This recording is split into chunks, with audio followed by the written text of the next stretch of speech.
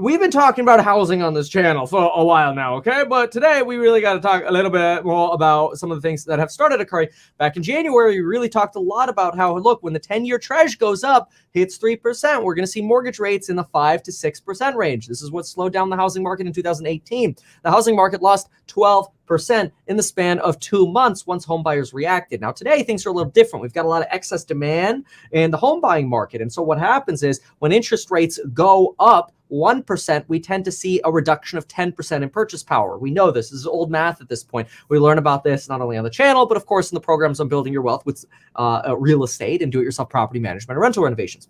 But we go much deeper than that. And for example, one of the things that we got to know is that if we have excess demand right now of 30% and interest rates go up 3%, cool. Well, now maybe we have an equal level of supply and demand, right? The question is, could we potentially overly compensate for excess demand, end up with now more supply than demand, which leads prices to kind of start curving a little bit? And does that potentially lead to fear? Well, 10-year Treasury right now sitting at a 2.97%, moving back up on that neighborhood of 3%. And on top of that, we just got a report here that in Vancouver, they're now seeing evidence of a sharp decline in their housing market. Now, usually when we hear sharp decline, like there are many different matrices that we can look at for, a steep slowdown or whatever, right? And what they're talking about is that seasonally adjusted home sales in April declined sharply by 22.8% compared to March. This is now the third monthly decrease in a row. The concern with this is that if you're not selling as much inventory as you used to, you start basically building up inventory more. And that means you start getting into the direction of oversupply while at the same time as having higher interest rates, higher costs, lower purchasing power. There's really only one direction that prices go after that. Now, this is the third monthly decline that they've seen in the Metro Vancouver housing market, third in a row.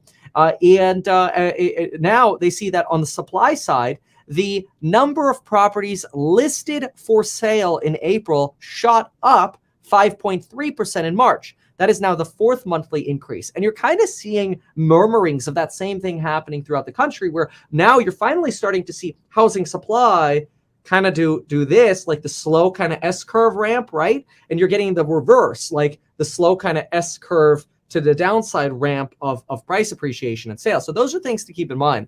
And certainly they're entirely likely to cross. But anyway, Bloomberg is also, and this is the other thing that I've been talking about regularly that you have to watch for, is it's not so much like what's actually happening that scares home buyers or whatever. It's like literally, what are people saying on the internet, right? Now, that could be totally wrong. It's entirely possible the housing market soft lands, fine. We have higher rates for a couple of years. They'll come back down. I widely expect rates to come back down. I think people are going to have a great opportunity to refinance down. And they probably, not financial advice, shouldn't like pay money to get a higher or a lower interest rate. Just take the higher rate, take the credit, and then refinance in the future. But now you've got Bloomberg saying that in March, a measure of U.S. housing affordability fell to its lowest level since, wonderful year to compare to, 2008. Housing is only getting less affordable in the coming months. The fixed homebuyer index fell to 124 in March from 134 the prior month, according to the Association of Realtors, with declines signaling that homes are becoming less affordable. And that's no surprise. And then they go on to give some examples of how much it costs now for an average $400,000 home versus not. And that's not so much important. What's really important is that we know purchase power declines 10% for every 1% that we see rates go up. So these are definitely things that we want to pay attention to in the housing market, mostly because that could also trickle over to the stock market. If we start seeing people's impression of wealth decline because their underlying assets have lost value, then they're less likely to spend like loonies on travel or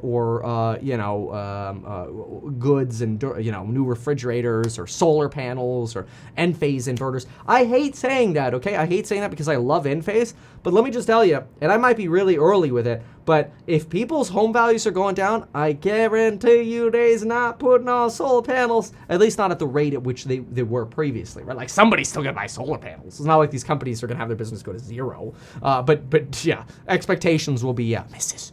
Anyway, my thoughts, okay?